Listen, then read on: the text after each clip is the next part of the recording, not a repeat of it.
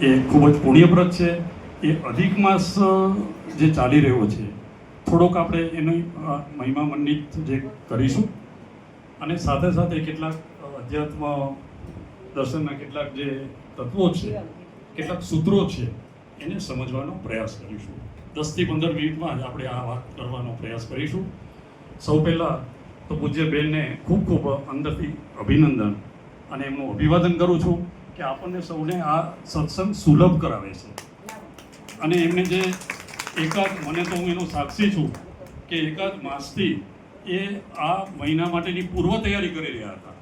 એના માટે જે એમને પૂજાપાની સામગ્રી તૈયાર કરી અને સાથે જે પુસ્તિકા બનાવી, એમાં ખૂબ જ એનું તાત્વિક રીતે મહત્વ રહેલું છે. અને એમાં જે પુસ્તિકામાં જે ખૂબીઓ છે એ પરમકુમાર પરમાત્માની છે અને પૂજ્ય બેનની છે. કદાચ કોઈ ત્રુટિ છે તો એ મારી છે.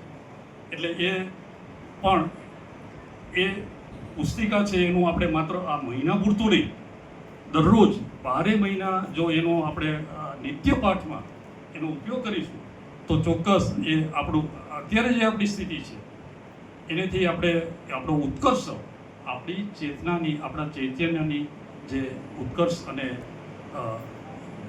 જે સ્થિતિ આપણી છે ત્યાંથી આપણે આગળ વધવાનો ચોક્કસ આપણને આલોક અને આ પરલોક ચોક્કસ સુધરશે.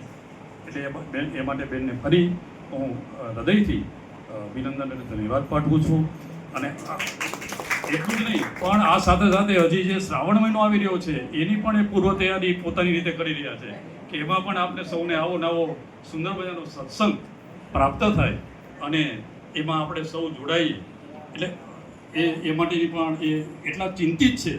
જો કોઈ પરમ અને એવો પવિત્ર આત્મા હોય ને, એ માત્ર સ્વકેન્દ્રી ના બને, પોતાનું જ ના વિચારે, પણ સર્વનું કલ્યાણી છે કે હું જે કરું એનો બધાને સાથે લઈ અને એ પરમાત્મા સુધી આપણે પહોંચીએ.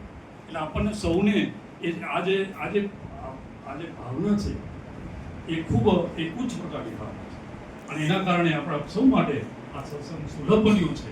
એ માટે આપણે સૌ ફરી એકવાર ખૂબ એના માટે આપણે પાઠવીએ છીએ.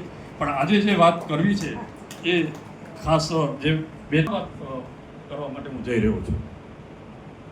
એમાં પહેલી વાત છે કે આપણે જે સામાન્ય લોકો છીએ, એટલે કે જે વૈરાગી નથી, સંસારી છીએ, એ આપણો સંસાર રૂપી